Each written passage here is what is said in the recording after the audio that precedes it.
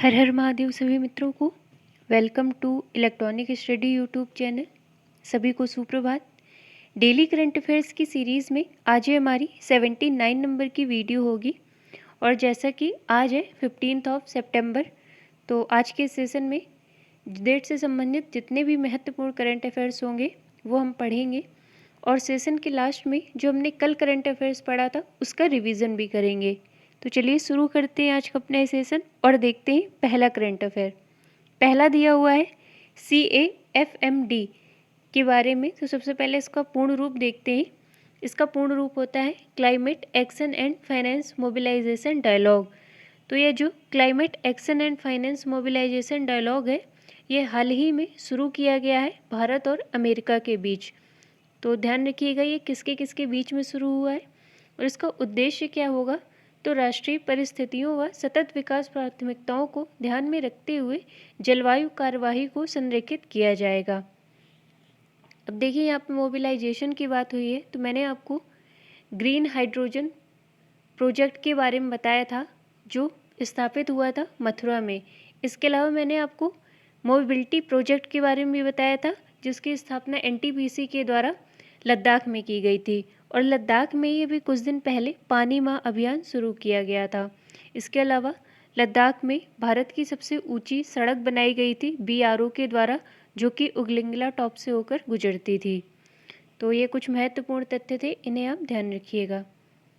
अगला देखते हैं, दिया हुआ है नरेंद्र मोदी के बारे में। तो जो प्रधानमंत्री हैं हमारे वर्तमान में नरेंद्र मोदी, इन्होंने 13वें ब्रिक्स शिखर सम्मेलन की अध्यक्षता की है वीडियो कॉन्फ्रेंसिंग के माध्यम से।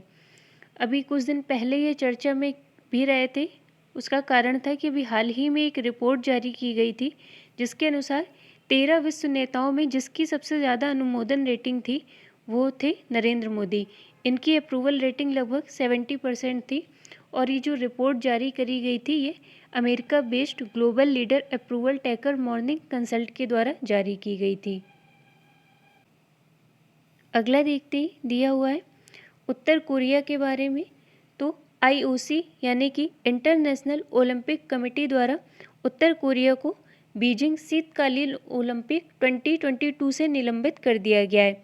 यानी कि अब जो उत्तर कोरिया होगा ये जो शीतकालीन ओलंपिक हो गए बीजिंग में, इसमें हिस्सा नहीं लेगा। इसका कारण क्या है, IOC ने ऐसा किया क्यों है? तो टोक्यो ओलंपिक में उत्तर कोरिया ने कोविड-19 को कारण बताते हुए एक टीम को भेजने से मना कर दिया गया था।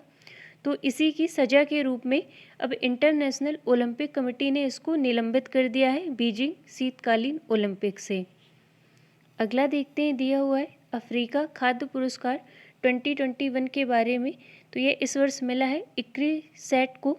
इसका पूर्ण रूप क्या है? तो international crop research institute for the semi arid tropics. यह हैदराबाद स्थित एक संस्थान है और इस वर्ष इसको अफ्रीका खाद्य पुरस्कार 2021 से सम्मानित किया गया है। पुरस्कार की बात हुई है तो मैंने आपको शैलेंद्र सिंह के बारे में बताया था जो कि भारतीय जीव विज्ञानी है। इन्हें हाल ही में अभी बेहलर कछुआ संरक्षण पुरस्कार दिया गया था। इसके अलावा नमिता गोखले, इन्हें 7th Yamin Hazarika women of substance पुरस्कार दिया गया है। इसके अलावा मैंने आपको लोकमान्य तिलक पुरस्कार के बारे में भी बताया था। तो ये इस वर्ष मिला है साइरस पूनावाला को। अगला देखते ही दिया हुआ है ऑस्कर फर्नांडिस के बारे में। तो ये कौन थे? तो ऑस्कर फर्नांडिस राज्यसभा सांसद व पूर्व केंद्रीय मंत्री थे जिनका भी हाल ही में निधन हो गया है। तो ध्यान रखिएगा कि यदि आपसे पूछा जाए ये किस क्षेत्र से संबंधित थे तो एक राज्यसभा सांसद और पूर्व केंद्रीय मंत्री थे और कांग्रेस सरकार से इनका संबंध है। अगला देखते हैं, दिया हुआ है नुआखाई उत्सव के बारे में। तो नुआखाई उत्सव ये उड़ीसा में मनाया जाता है और ये उड़ीसा का एक कृषि त्यौहार है जो कि फसल कटाई के दौरान मनाया जाता है। इसके अलावा एक चीज़ और ध्यान रखिएगा कि ये जो नुआखाई उत्सव होता है ये गणेश चतुर्थी के एक दिन बाद सेलिब्रेट किया जाता है। इसके अलावा मैंने आपको बोनालू उत्सव के बारे में बताया था जो कि तेलंगाना में मनाया जाता है और अभी बंगसावाम मेले की शुरुआत ये जम्मू कश्मीर में हुई थी। अगला देखते हैं, दिया हुआ है अजीज़ अखानौज के बारे में। तो ये कौन है?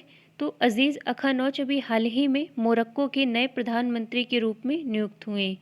अब नियुक्त की बात हुई है तो कुछ अन्य महत्वपूर्ण नियुक्तियां देख लेते हैं। मैंने आपको गुइडो बेलिडो के बारे में बताया था, जिन्हें अभी कुछ दिन पहले ही पेरू के प्रधानमंत्री के रूप में चुना गया था, और पेस्ट्रो कैडलो ये पेरू के राष्ट्रपति के रूप में नियुक्त हुए थे। उत्तराखंड के मुख्यमंत्री के रूप में शपथ ली थी अभी पुष्कर सिंह धामी ने, और अभी उत्तराखंड के नए राज्यपाल के रूप में नियुक्त हुए लेफ्टिनेंट जनरल गुरमीत सिंह। इनके बारे में मैंने आपको बताया था। और अभी 4 राज्यों के जैसे राज्यपाल बदले गए हैं, तो पंजाब में नियुक्त हुए हैं बनवारी लाल पुरोहित, नागालैंड में जगदीश मुखी, तमिलनाडु में नियुक्त हुए RN रवि। इसके अलावा नजीब मिकाती ये लेबनान के प्रधानमंत्री बने थे। ईरान के 8वें राष्ट्रपति के रूप में शपथ ली है अभी इब्राहिम राइसी ने। और मैंने आपको LIC के नए अध्यक्ष के बारे में बताया था, तो ये नियुक्त हुई थी मिनी आईपे।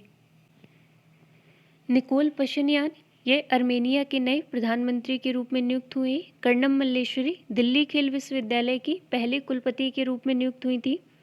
बान की मून ये अंतर्राष्ट्रीय ओलंपिक समिति में आचरण आयोग का अध्यक्ष ने बनाया गया था। नेपाल के प्रधानमंत्री बने थे शेर बहादुर देउबा। इसके अलावा SCL कंपनी के नए MD और CEO के पद पर नियुक्त हुए थे C विजय कुमार। मणिपुर राज्य के भी राज्यपाल बदले गए थे, और ये नियुक्त हुए थे L गणेशन। अभय कुमार सिंह ने अभी हाल ही में सहकारिता मंत्रालय के पहले संयुक्त सचिव के रूप में नियुक्त किया गया था। धृति बनर्जी ये जूलॉजिकल सर्वे ऑफ इंडिया की पहली महिला महानिदेशक के रूप में नियुक्त हुई थी। तो यह कुछ महत्वपूर्ण नियुक्तियां थी। अगला देखते हैं दिया हुआ है विजय गोयल के बारे में। तो विजय गोयल को हाल ही में गांधी स्मृति व दर्शन समिति का नया उपाध्यक्ष बनाया गया है। तो आज के सेशन में इतना ही। अब जो हमने कल पढ़ा था उसका एक बार रिवीजन कर लेते हैं। पहला दिया हुआ है रणधीर सिंह के बारे में। तो एशियाई ओलंपिक परिषद का कार्यकारी अध्यक्ष चुना गया है रणधीर सिंह को। दूसरा दिया हुआ है इक्विटास स्मॉल फाइनेंस बैंक के बारे में। तो ये जो इक्विटास स्मॉल फाइनेंस बैंक है, इसने भी हाल ही में हॉकी खिलाड़ी रानी रामपाल व क्रिकेटर स्मृति मंधाना को अपना ब्रांड एम्बेसडर नियुक्त किया है। फिर हमने पढ़ा था राष्ट्रीय हिंदी दिवस के बारे में। तो इसे हम प्रत्येक वर्ष ऑब्जर्व करते हैं 14 सितंबर को। राष्ट्रीय हिंदी दिवस मनाने का निर्णय कब हुआ था? तो यह हुआ था 14 सितंबर 1949 को, और इसकी शुरुआत 14 सितंबर 1953 से हो गई थी। यानी कि 1953 से हम प्रत्येक वर्ष राष्ट्रीय हिंदी दिवस के रूप में मनाते चले आ रहे हैं। और यदि विश्व हिंदी दिवस की बात की जाए तो ये हम ऑब्जर्व करते हैं 10 जनवरी को। इसे भी आप ध्यान रखिएगा। अगला देखते हमने पढ़ा था एक बुक के बारे में जिसका नाम है human rights and terrorism in India. तो इसको लिखा गया है जो BJP सांसद है सुब्रमण्यम स्वामी, इनके द्वारा। फिर दिया हुआ है US ओपन टेनिस टूर्नामेंट। जैसा कि मैंने आपको बताया था कल कि यह साल का आखिरी ग्रैंड स्लैम होता है, और इस वर्ष पुरुष एकल में जो विजेता रहे हैं यह रहे थे डेनियल मेडवेडेव, जो कि रूस से संबंध रखते हैं। उप विजेता के रूप में रहे थे नोवाक जोकोविक। महिला एकल में विजेता रही थी एमा रादुकानु, जो कि ब्रिटेन से संबंधित हैं। और इसमें महिला एकल में उप विजेता रही थी लेला फर्नांडिस, ये कनाडा की है। अगला देखते हैं दिया हुआ है जिम लेंजोन के बारे में। तो याहू ने अभी हाल ही में जिम लेंजोन को अपना मुख्य कार्यकारी अधिकारी यानी कि CEO नामित किया है। फिर हमने पढ़ा था उत्तराखंड के बारे में। तो उत्तराखंड के रानीखेत में भारत की सबसे बड़ी ओपन एयर फर्नरी का उद्घाटन किया गया है। इसका उद्देश्य क्या है? तो फर्न प्रजातियों के संरक्षण के विषय में जागरूकता पैदा करना इस ओपन एयर फर्नरी के उद्घाटन का उद्देश्य होगा। उत्तराखंड में ही अभी पॉलिनेटर पार्क स्थापित किया गया था। इसके अलावा भारत का सबसे ऊंचा हर्बल पार्क यह उत्तराखंड के चमेली जिले के माना गांव में स्थापित किया गया था। यह भी आप ध्यान रखिएगा। अगला देखते हैं दिया हुआ है डेनियल रिचार्डो के बारे में। तो फार्मूला 1 इटालियन ग्रैंड प्रिक्स 2021 का खिताब अभी हाल ही में जीत लिया है डेनियल रिचार्डो ने। तो आज के सेशन में इतना ही। अब हम मिलते हैं अपने नेक्स्ट वीडियो में। तब तक के लिए धन्यवाद सभी को।